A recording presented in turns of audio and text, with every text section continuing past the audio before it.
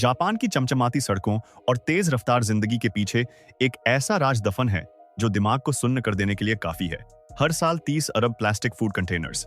ये कोई मामूली कचरा नहीं है, बल्कि एक चलती फिरती तबाही है जो जापान की हर गली से निकलकर एक ऐसे खुफिया अंडरवर्ल्ड में जाती है जहां से उसका वापस आना लगभग नामुमकिन माना जाता है।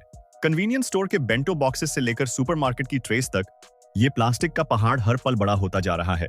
सबसे हैरान कर देने वाली बात यह है कि इन कंटेनर्स के ऊपर लगा ऑयल, सोय सॉस और बचा हुआ खाना इन्हें रिसाइकलिंग के लिए एक मौत का जाल बना देता है। लेकिन जापान ने एक ऐसी टेक्नोलॉजी इजाद कर ली है जो इस इम्पॉसिबल कचरे को सोने में बदल रही है।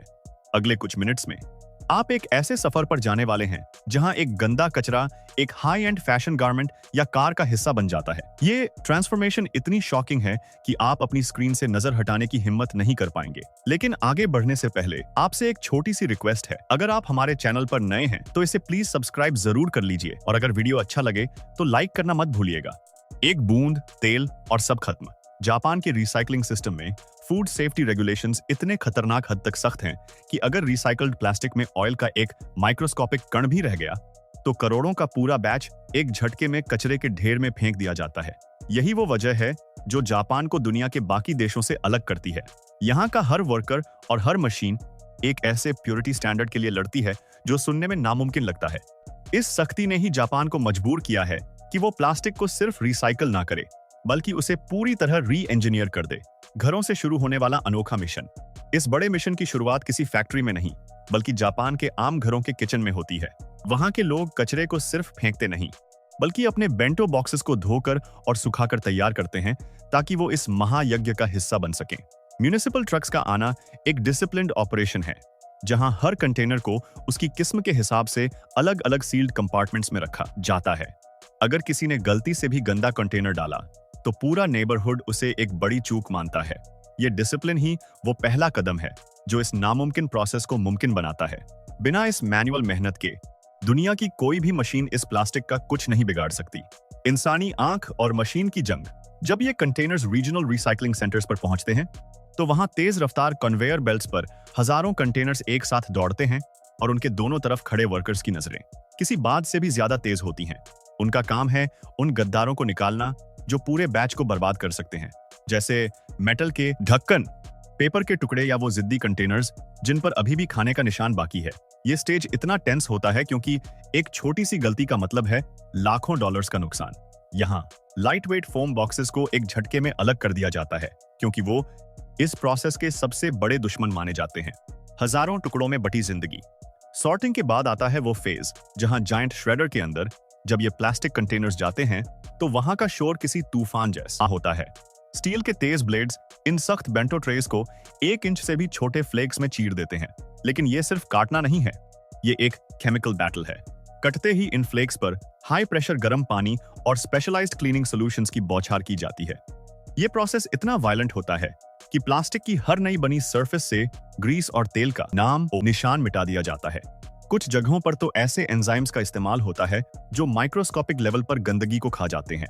ये देखना अपने आप में एक एड्रेनलिन रश है कि कैसे एक गंदा डिब्बा चमचमाते प्लास्टिक के दानों में बदल रहा है। पानी की लहरों में छुपा राज। श्रेडर से निकलने के बाद ये प्लास्टिक फ्लेक्स एक जायंट सेपरेशन टैंक में गोते खाते हैं। यहाँ फिजिक्स का एक अलग ही खेल चलता है। पानी की डेंसिटी का इस्तेमाल करके हल्की इम्प्योरिटीज जैसे लेबल्स और फिल्म्स को ऊपर तैरने के लिए छोड़ा जाता है जबकि प्योर प्लास्टिक नीचे बैठ जाता है। ये कोई आम टैंक नहीं है बल्कि एक ऐसा फिल्टर है जो कचरे और रिसोर्स के बीच की लकीर खींच देता है।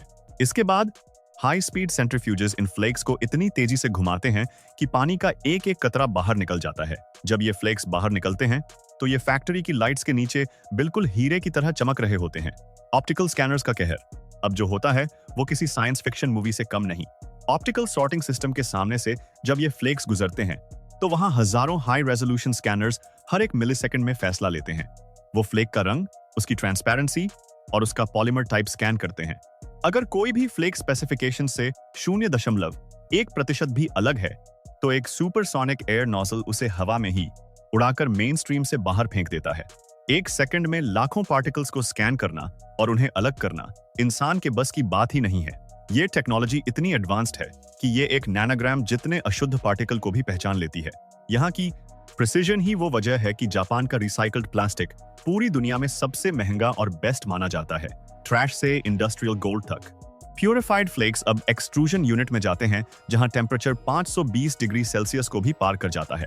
इस गर्मी में प्लास्टिक पिघलकर एक मोल्टन पॉलीमर की नदी बन जाता है। एक जायंट रोटेटिंग स्क्रू इस पिघले हुए प्लास्टिक को आगे धकेलता है और उसे एक ऐसी माइक्रोस्कोपिक मैश से गुजारता है जो किसी भी बची कुची गंदगी को रोक लेती है। इसके बाद इस पिघले हुए प्लास्टिक को छोटे छोटे मोतियों जैसे पैलेट्स में काट दिया जाता है। ये पैलेट्स ही वो इंडस्ट्रियल गोल्ड हैं जिनसे नए प्रोडक्ट्स बनते हैं। इनका पॉलिश्ड फिनिश और यूनिफॉर्म साइज देखकर कोई कह ही नहीं सकता कि ये कभी कचरे के ढेर में पड़े बेंटो बॉक्सेस थे। ये पैलेट्स अब तैयार हैं एक नई दुनिया बसाने के लिए। नया जन्म की हैरतअंगेज कहानी। इन पैलेट्स का अगला सफर और भी ज्यादा शॉकिंग है। इंजेक्शन मोल्डिंग मशीन्स में इन्हें पिघलाकर स्टील के मोल्ड्स में इतने हाई प्रेशर से डाला जाता है कि ये एकदम नए और मजबूत शेप्स ले लेते हैं। जो प्लास्टिक कभी एक बार खाना खाने के बाद फेंक दिया गया था, वो अब बड़े बड़े लॉजिस्टिक्स क्रेट्स, ट्रांसपोर्ट ट्रेज और घरों के स्टोरेज बॉक्सेस में बदल चुका है।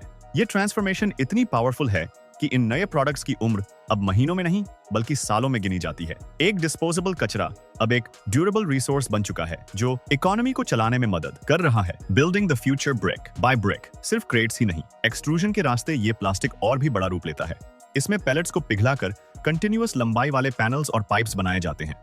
ये रिसाइकल्ड कंपोजिट बोर्ड्स धूप, बारिश और ठंड को झेलने में इतने सख्त होते हैं कि इनका इस्तेमाल शहरों के इंफ्रास्ट्रक्चर और कंस्ट्रक्शन में किया जाता है। आपकी बिल्डिंग की दीवारों में या सड़कों के नीचे लगे पाइप्स में वही प्लास्टिक हो सकता है जो कभी किसी सुपरमार्केट की ट्रे थी। ये देखना हैरतअंगेज है कि कैसे एक सिंगल यूज चीज अब शहरों को खड़ा करने में काम आ रही है। कचरे से रनवे तक, ये इस सफर का सबसे ग्लैमरस और अनथिंकेबल पार्ट है। जब ये पैलेट्स फाइबर स्पिनिंग यूनिट्स में जाते हैं तो इन्हें पिघलाकर ऐसे माइक्रो होल से गुजारा जाता है जो इंसान के बालों से भी कई गुना पतले होते हैं। इनसे निकलने वाले रिसाइकल्ड पॉलिएस्टर फाइबर्स को खींचकर इतना मजबूत बनाया जाता है कि इनसे दुनिया के सबसे बेहतरीन कपड़े बनते हैं। यूनिक्लो जैसे ग्लोबल ब्रांड्स इन फाइबर्स का इस्तेमाल करके जैकेट्स और परफॉर्मेंस वेयर बनाते हैं। सोचिए, जो प्लास्टिक कंटेनर कभी कचरा था, वो अब दुनिया भर के लोग अपने बदन पर पहन रहे हैं। ये ट्रांसफॉर्मेशन हमें ये सोचने पर मजबूर कर देती है कि टेक्नोलॉजी क्या कुछ नहीं कर सकती जब कुछ भी काम ना आए। लेकिन क्या होता है उन कंटेनर्स का जो इतने गंदे हैं कि उन्हें रिसाइकल करना भी खतरनाक है। जापान उन्हें भी जाया नहीं होने देता। वेस्ट टू एनर्जी प्लांट्स में इन बचे कुचे प्लास्टिक्स को 1000 डिग्री से भी ज्यादा टेम्परेचर पर जलाया जाता है। ये कोई आम आग नहीं है बल्कि एक अल्ट्रा क्लीन कंबस्टन है, जहां से निकलने वाली हीट से टर्बाइन्स घुमाए जाते हैं। इससे इतनी बिजली बनती है कि पूरे शहर रोशन हो जाते हैं।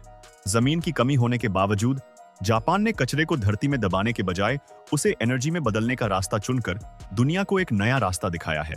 अगर आपको जापान की इस ब्रेथ टेकिंग टेक्नोलॉजी ने हैरान किया है तो इस वीडियो को लाइक करें और हमारे चैनल को सब्सक्राइब करना ना भूलें।